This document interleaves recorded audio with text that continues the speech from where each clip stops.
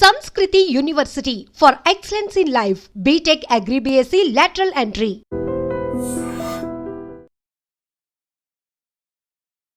హన్మకొండలో జరిగినటువంటి ఇన్సిడెంట్ ఇది. యాక్చువల్లీ వృత్తిరీత్యా వీళ్ళిద్దరు కూడా డాక్టర్స్. హస్బెండ్ పేరు వచ్చేసి సృజన్ అండ్ ఈ అమ్మాయి పేరు వచ్చేసి ప్రత్యూష. ఇద్దరు కూడా డాక్టర్సే. ఒక్కరేమో కార్డియాలజిస్ట్, ఇంకొకళ్ళేమో డెంటిస్ట్.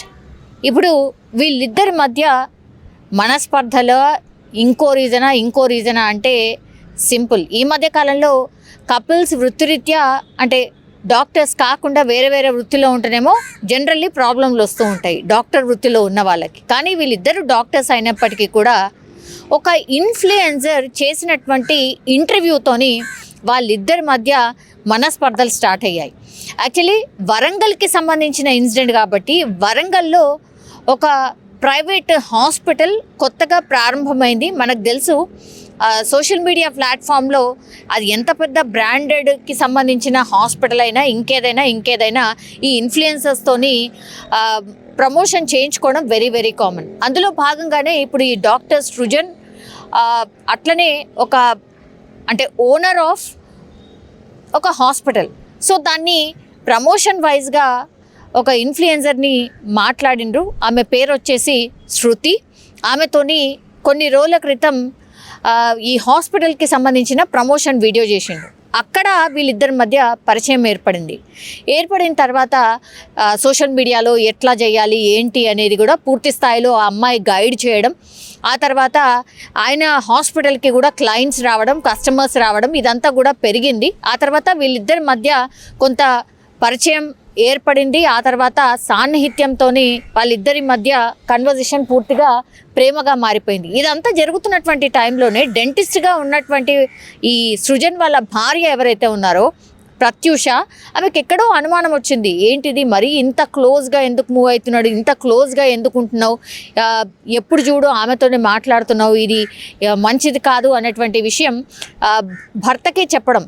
అంటే సృజన్కే ప్రత్యూష చాలా టైమ్స్ చెప్పింది. ఆ తర్వాత ఇద్దరి మధ్య చాలా టైమ్స్ ఈ విషయం మీద గొడవ కూడా అయింది. అయినా సరే సృజన్ ఏమాత్రం కూడా కేర్ చేయకుండా, ఆమె భార్యని ఏమాత్రం కూడా కేర్ చేయకుండా కంప్లీట్లీ ఈ ఇన్ఫ్లుయెన్సర్ ఎవరైతే పరిచయం అయిందో శృతి, ఆ శృతితో ఎక్కువ క్లోజ్గా మూవ్ అవ్వడం స్టార్ట్ అయింది.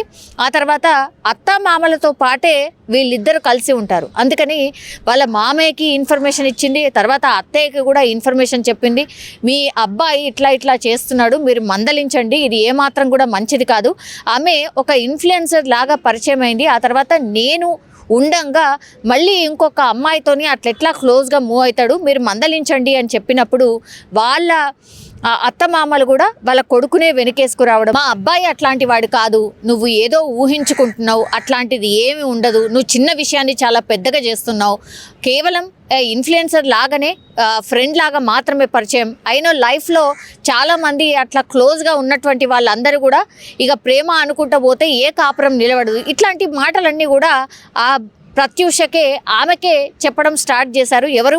ఈ సృజన్ వాళ్ళ అమ్మ నాన్న కూడా. సో ఈమె వైపు ఎవరు లేకుండా పోయారు. దెన్ ఈమె మ్యాటర్ని వీళ్ళ తల్లిదండ్రులకు తీసుకెళ్ళింది, అంటే ప్రత్యూష వాళ్ళ తల్లిదండ్రులకు చెప్పింది. వాళ్ళు కూడా వచ్చి మాట్లాడే ప్రయత్నం చేశారు. ఇది మంచి పద్ధతి కాదు, పద్ధతి మార్చుకోండి అని చెప్పినప్పటికీ కూడా ఏమాత్రం కూడా ఈ పద్ధతి మార్చుకోకపోవడం వల్ల గొడవలు చాలా ఎక్కువైపోయినాయి. అట్లాగే ప్రత్యూష దాన్ని తీసుకోలేకపోయింది, కంప్లీట్లీ ఒక డిప్రెషన్ లాగా వెళ్ళిపోయింది. ఇంకా నా మాట ఎక్కడ కూడా చెల్లట్లేదు, నా హస్బెండ్ కంప్లీట్లీ ఇంకొక అమ్మాయి మాయలో పడిపోయాడు, ఇంకా బ్రతికి వేస్ట్ అనుకుంది. సో ఆమె ఈరోజు పురుగుల మందు తాగి చనిపోయినటువంటి పరిస్థితి కనిపిస్తోంది.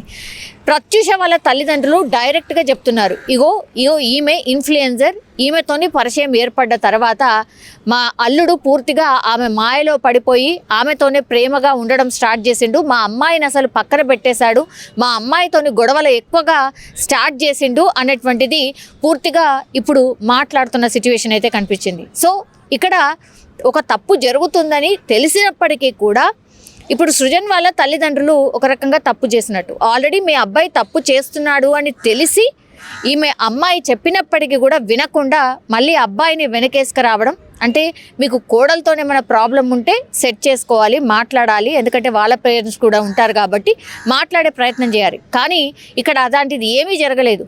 పూర్తిగా వన్ సైడెడ్గా సృజన్ వైపే మాట్లాడడం, ఈ కోడలి మాట అసలు చెల్లకపోవడం మెయిన్ ఇక్కడ రీజన్ అదేలాగా కనిపిస్తోంది. సో ఈ పూర్తి ఎపిసోడ్లో కంప్లీట్లీ ఈ అమ్మాయి పూర్తిగా అన్యాయం అయిపోయినట్టే లెక్క. ఎందుకంటే క్లియర్ కట్గా అక్కడ కనిపిస్తోంది. ఇప్పుడు సృజన్ అయితే ఆల్రెడీ పోలీస్ కస్టడీలో ఉన్నాడు. విచారణ సందర్భంలో కూడా నేను చెప్పిన విషయాలే బయటకు వస్తాయి అనేటువంటి మాట ఇప్పుడు ప్రత్యూష తండ్రి చెప్తున్నటువంటిది. సో ఇదంతా జరుగుతుందని చెప్పినప్పటికీ కూడా వాళ్ళు కనీసం రెస్పాండ్ కాలేదు. మా అమ్మాయి ఏదో తప్పుగా ఆలోచిస్తుందని ప్రొజెక్ట్ చేసిండ్రు. తీరా చూస్తే మా అమ్మాయి ప్రాణం కూడా పోయింది. వీళ్ళని కఠినంగా శిక్షించాల్సిందే. ఇట్లా అంటే మంచిగున్న కాపురంలో ఎవరో వచ్చి చిచ్చు పెట్టడం ఇప్పుడు మా అమ్మాయి ప్రాణం తీసింది. లాస్ట్కి వస్తే మా అమ్మాయిని శవంగా చూడాల్సిన పరిస్థితి వచ్చింది అని పాపం ప్రత్యూష వాళ్ళ తల్లిదండ్రులు ఏడుస్తున్నటువంటి సిచ్యువేషన్. చాలా చిన్నగా ఒక ప్రాబ్లమ్ని సాల్వ్ చేసే సిచ్యువేషన్ ఉన్నా కూడా దీన్ని రాంగ్గా హ్యాండిల్ చేయడం వల్ల పాపం ఒక ప్రాణం పోయింది, అట్లాగే జీవితం కూడా ఆగమైపోయినటువంటి పరిస్థితి. ఇప్పుడు సృజన్ మీద ఎలిగేషన్స్ ఏవైతే చేస్తుందో ప్రత్యూష అందుకే చనిపోయింది. అట్లాగే ప్రత్యూష వాళ్ళ తల్లిదండ్రులు చెప్తున్న మాట ప్రకారం ఇప్పుడు సృజన్ ఈ ఇన్ఫ్లుయెన్సర్ మాయలో పడి ఇదంతా జరిగింది అన్నటువంటి మాట చెప్తున్నారు. ఇప్పుడు సృజన్ని విచారించిన ఆ తర్వాత ఆయన ఫోన్ కన్వర్జేషన్స్ చూసిన ఇప్పుడు శృతి అనే ఇన్ఫ్లుయెన్సర్ని కూడా పోలీసులు విచారణ నిమిత్తం పిలిచినప్పుడు ఇద్దరిని కూర్చోబెట్టి క్రాస్ చెక్ చేసినప్పుడు అసలు ఏం జరిగింది అనే విషయం అయితే తెలిసే అవకాశం కనిపిస్తోంది. ఒకవేళ ఇందులో నిజంగానే ప్రత్యూష ఆరోపిస్తున్నట్టుగా వీళ్ళిద్దరి మధ్య ఏమైనా ఉంటే మాత్రం ఇప్పుడు కఠినంగా శిక్షలు అయితే పడే అవకాశం అయితే కనిపిస్తోంది. కానీ పాపం పోరాని ప్రాణం అయితే పోయిన పరిస్థితి. ముఖ్యంగా ఎప్పుడైతే మెడికవర్ హాస్పిటల్ ఓపెన్ అయిందో దాంట్లో కన్సల్టెంట్గా చేరిండో ఆ కన్సల్టెంట్గా చేరడం లోపల ఆ ఓపెనింగ్కు వచ్చినటువంటి ఒక భానువతు శృతి ఎలియాస్ బుట్టబొమ్మ అని చెప్పి ఇన్స్టాగ్రామ్లో ఉన్నటువంటి అమ్మాయి ఏదైతే ఉన్నదో అక్కడ ఇంటర్వ్యూ చేయడం తోటి మొదలైన వీళ్ళ ప్రవర్తన, వీళ్ళ ఒక అఫైర్ మొదలయ్యి ఇక పిల్లలను నా కూతురును చిత్రహింసల పాలు చేసుకుంటూ అసలు ఏమాత్రం పట్టించుకోకుండా తిరుగుతూ ఉంటే నా బిడ్డ ఫస్ట్ వాళ్ళకు అత్తకు మామకే చెప్పుకోవడం జరిగింది. చెప్పుకుంటే వాళ్ళు అసలు నా కొడుకు ఇలాంటి స్నేహాలు ఇలాంటి స్నేహితులు ఎంతోమంది ఉంటారు, వాళ్ళని నువ్వు పట్టించుకోవాల్సిన అవసరం లేదు, నా కొడుకు మొగోడు కాబట్టి నువ్వు ఏం చేయొద్దు అని చెప్పి బూతులు తిట్టి ఆమెనే కుట్టడం జరిగింది. అట్లాంటి సందర్భం లోపల నా బిడ్డ మాకు చెప్పుకోవడానికి వెనుక ముందు ఆడి నేను ఒక పేషెంట్ అని చెప్పి చెప్పుకోవడానికి వెనుక ముందు ఆడడం జరిగింది. ముఖ్యంగా వాడు ఆ అమ్మాయిని ఏదైతే ఈ శృతి అని ఉన్నదో ఆ అమ్మాయిని పెళ్లి చేసుకోవాలని ఒక దురుద్దేశంతో నీకు డైవర్స్ ఇస్తాను, ఎక్కువ తక్కువ ఆవాజ్ చేస్తే నేను వదిలేస్తా చేస్తా అని ఇట్లా బెదిరించుకుంటూ వచ్చేసి నిన్న